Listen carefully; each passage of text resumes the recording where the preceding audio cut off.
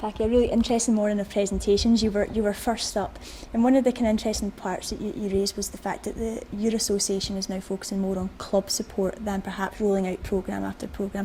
Why did that come about, and what does that mean when it comes to the grassroots? I think we did so much work, and if you look at the amount of I think we had something like 26 programmes when I left, because we had to fill a void at that time. The clubs weren't geared up to be able to roll out the programmes that well. They were focusing on competition and so on. But I think things have changed now, and the reason for that probably is the financial downturn, the global downturn that we've had. The money isn't there anymore to continue the programmes. We lost a lot of staff, so we have to rely more on the clubs, and the clubs are the bedrock of development. So it's helping them, making them almost do it themselves in some sort of way, that we help them with their planning, we help them with this type of strategic maybe concepts at their own clubs, and how do they, and also they are volunteers. They have to give up time, so it's almost getting them really specific in their roles, and the FA and the FAI in this instance helping them out. So I think that's the direction it's going now. The big question in all of that is quality, keeping the quality up, and it was very interesting listening to the Norwegian presentation about the kite mark, and they're coming over here to Scotland and looking at what they did and bringing it back to Norway and what they're developing themselves. And I think that's something that we need to look at over in Ireland also. And I'm gone from it now, but I think that would be some of the direction that they're thinking about, because what happens, people go off in a tangent. It's very hard to change people. It takes time. We don't have the control that Norwegians have, for example. They have control of the regions and so on. We have a very much different political structure over there. So you're relying on bringing people with you. And I think that's the other big lesson, is that you cannot do it on your own, and you cannot go down and sort of tell people what to do. You almost have to bring them with you. And we did that for a period during our development of our technical development plan. We looked at it and we said, well, listen, how are we going to engage with these people? So we went around the country, we engaged, we set up workshops, and some of the interesting things came out of it, and things that we didn't actually think about it from a technician point of view.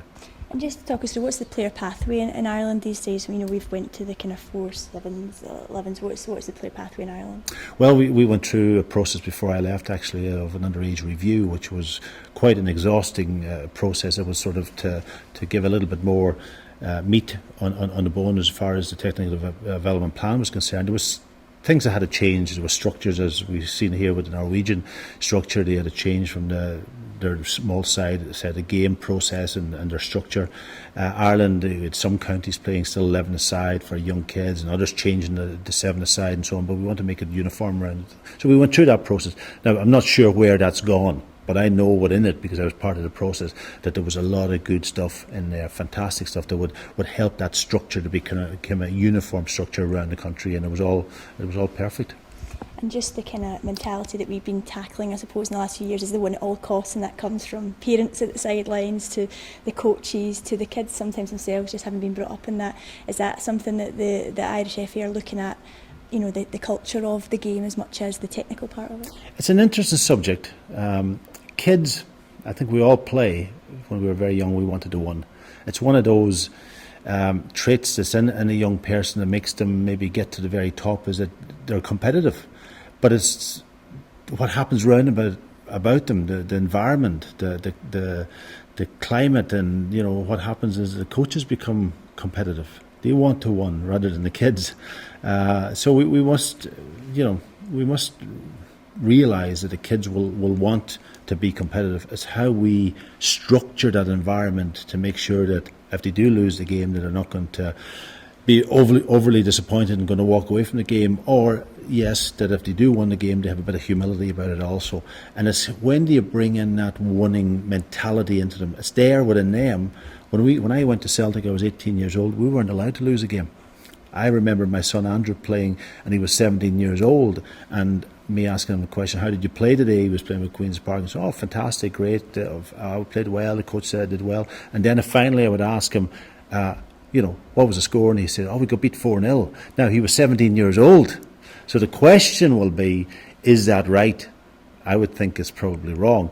But it's when you start this competitive side, the kids will always be competitive, and it's just keeping them, almost structuring them and keeping them on the right line.